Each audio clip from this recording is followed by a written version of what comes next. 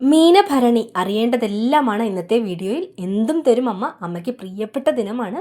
ക്ഷിപ്രപ്രസാദിയും ക്ഷിപ്രകോപിയും ദുഷ്ടർക്ക് ഭയങ്കരിയും ശിഷ്ടർക്ക് വശ്യയുമായ ഭദ്രകാളിയെയാണ് ഭരണി വ്രതം നോറ്റ് പ്രാർത്ഥിക്കുന്നത്. ഭദ്രകാളി പ്രീതി നേടി ദോഷശാന്തി കൈവരിച്ച് ജീവിത വിജയം നേടാൻ ഏറ്റവും അനുകൂലമായ ദിവസമാണ് മീനഭരണി. മീനമാസത്തിലെ ഏറ്റവും പ്രധാന വിശേഷമായ മീനഭരണി ഇത്തവണ 2026 മാർച്ച് 22 ഞായറാഴ്ചയാണ്. ദുരിത ദുഃഖങ്ങൾ അകറ്റാം. മീനഭരണി ദിവസം ഭദ്രകാളി മന്ത്രങ്ങൾ ഉരുവിട്ട് പ്രാർത്ഥനയിൽ മുഴുകുകയും ഭദ്രകാളി ക്ഷേത്ര ദർശനം നടത്തി അമ്മയെ തൊഴുകുകയും വ്രതമനുഷ്ഠിക്കുകയും ചെയ്താൽ രോഗക്ലേശങ്ങൾ ഉൾപ്പെടെയുള്ള എല്ലാ ദുരിതങ്ങളും ദുഃഖങ്ങളും അകന്ന് സർവ്വ ഐശ്വര്യങ്ങളും മനോബലവും വർദ്ധിക്കുമെന്നതാണ് വിശ്വാസം.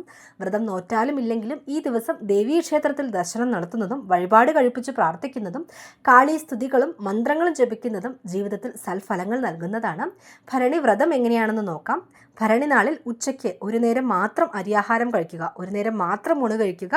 രാവിലെയും വൈകിട്ടും പഴവർഗ്ഗങ്ങളോ ലഘുഭക്ഷണങ്ങളോ കഴിക്കാം. ഉച്ചയ്ക്ക് ഭഗവാന് നിവേദിച്ച ശേഷം ഊണ് കഴിക്കുന്നതാണ് ഏറെ ഉത്തമം. വ്രതം കഴിഞ്ഞാൽ പിറ്റേ ദിവസം ക്ഷേത്രത്തിൽ നിന്നും തീർത്ഥം സേവിച്ച് വ്രതം പൂർത്തിയാക്കണം.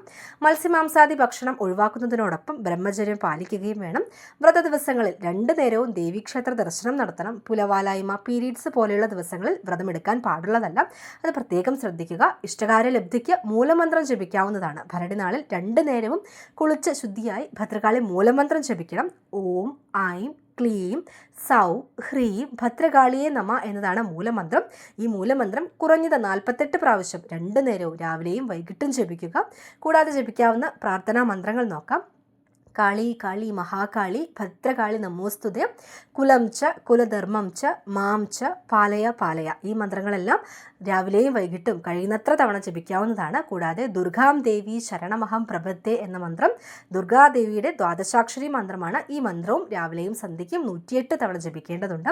അങ്ങനെ കഴിയുന്നത്ര ദേവീ സ്തുതികളും ദേവീ മന്ത്രങ്ങളും ജപിക്കുക. വ്രതം എടുത്താലും ഇല്ലെങ്കിലും അന്നേ ദിവസം ദേവീക്ഷേത്ര ദർശനം നടത്തുന്നതോടൊപ്പം കഴിയുന്ന വഴിപാടുകളും സമർപ്പിക്കുക.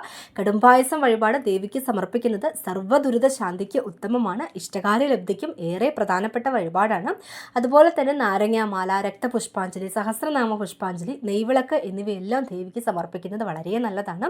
അപ്പോൾ മീനഭരണി ദിവസം എല്ലാവർക്കും വ്രതമെടുക്കാനും ദേവിയുടെ അനുഗ്രഹം ലഭിക്കാനും സാധിക്കട്ടെ എന്ന് ആത്മാർത്ഥമായി പ്രാർത്ഥിക്കുന്നു.